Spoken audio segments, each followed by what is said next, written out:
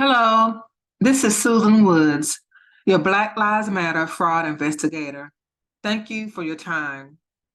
I'm continuing with my investigation into the Form 990 information return that the Black Lives Matter Global Network Foundation submitted for fiscal year 2020. In this video message, we are dissecting Part 5, Statements Regarding Other IRS Filings and Tax Compliance.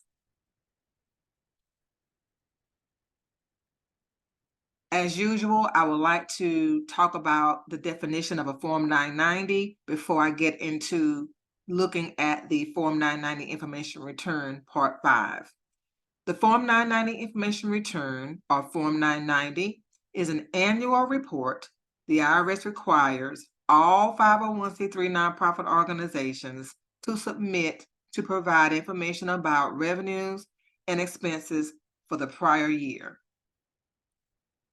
The type of Form 990 nonprofit organizations submit depends on the type of nonprofit organization and the amount of revenues and assets the nonprofit organization has on record at the end of the fiscal year.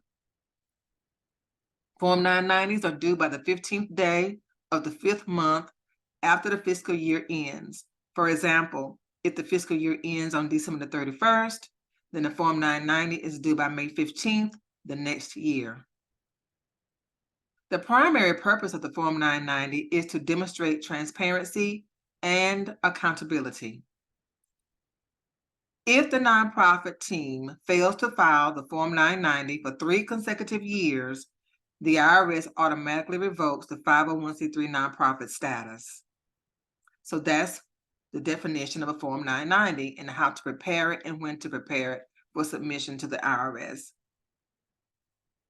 So now let's examine the Form 990 and the instructions for Part 5, which is entitled Statements Regarding Other IRS Filings and Tax Compliance. This is Part 5 of the Form 990 Information Return that the Black Lives Matter Global Network Foundation submitted for 2020. I'm going to pause my screen so that I can pull up that information for you.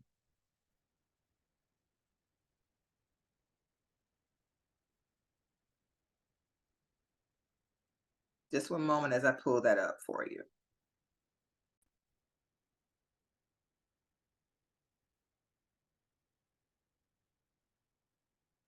And thank you for your patience. The first thing I want to share with you and remind you of, I want to remind you that anytime you are studying a Form 990 information return for a 501c3 nonprofit organization, and you are examining different parts of the Form 990, and you need assistance with understanding what is required to answer the lines in those different parts, you can always come to the instructions for that particular year. So I'm looking at the Form 990 instructions for 2020. And again, we're talking about Part 5. So I have my screen on Part 5. So we are on Part 5, Statements Regarding Other IRS Filings and Tax Compliance. And I've highlighted the areas that, to me, are red flags. Line 1A, we're talking about independent contractors. And then I'm going to scroll up. Line 2A is talking about the number of the organization's employees. And then line 4A, we're talking about the calendar year and a tax year, and it'll make more sense once we look at the actual Form 990, but I wanted to show you where to go or where I went to get a better understanding of what I was looking at. So line 4A, we're talking about the tax year and whether or not the organization operated in a foreign country during that tax year. And then it's one more that I looked at. Let me find it. Line 6.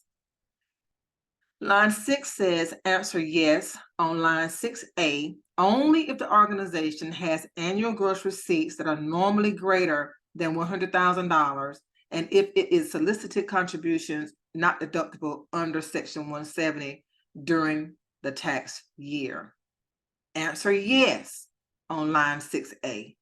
Only if the organization has annual gross receipts that are normally greater than $100,000 and if it solicited contributions not deductible under Section 170 during the tax year. So again, if you ever have questions about how to interpret the different parts on a Form 990, always go to the instructions. The instructions provide the guidance that you need. Now I am going to pause my screen again so that I can pull up the actual 990 in the area that we need to focus on. So just one moment, please.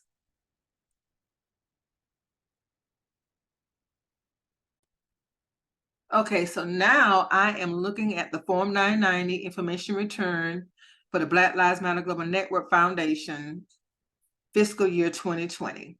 I have already gone to the location in the Form 990 that we're focusing on today, which is again, Part 5, Statements Regarding Other IRS Filings and Tax Compliance.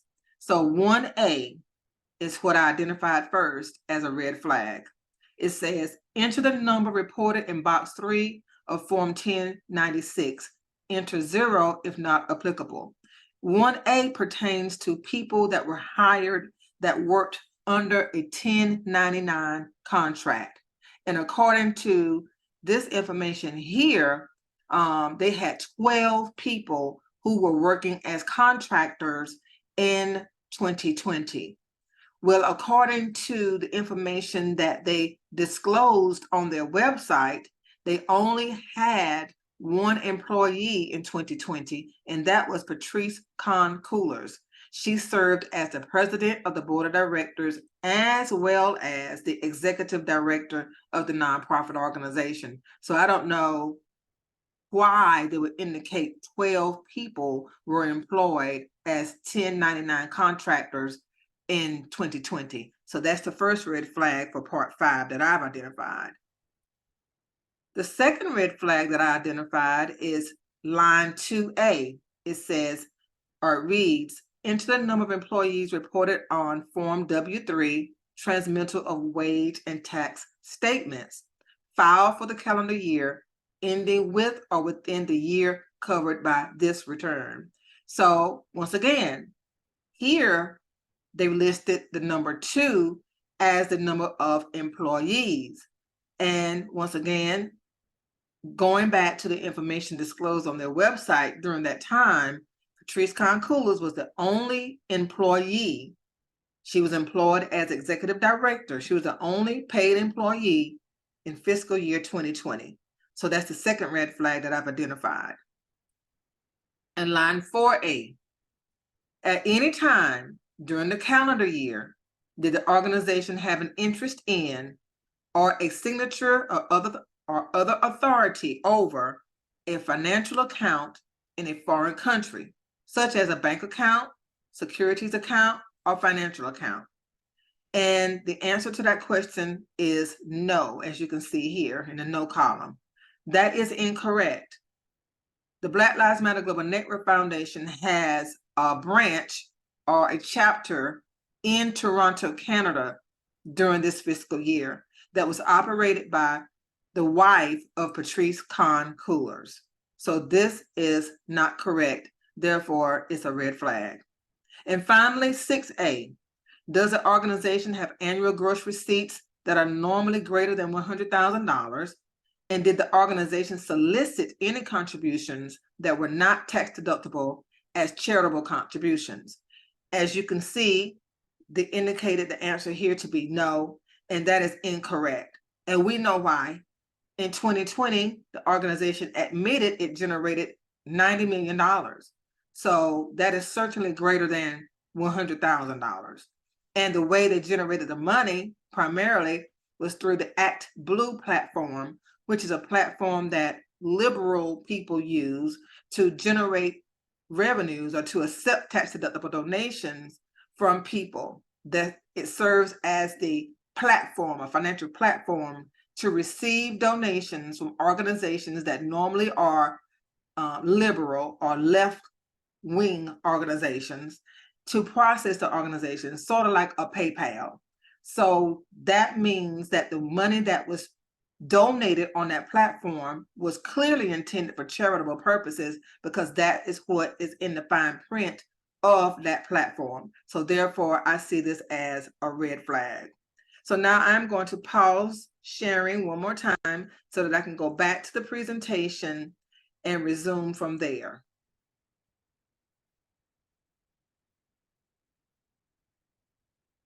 Okay.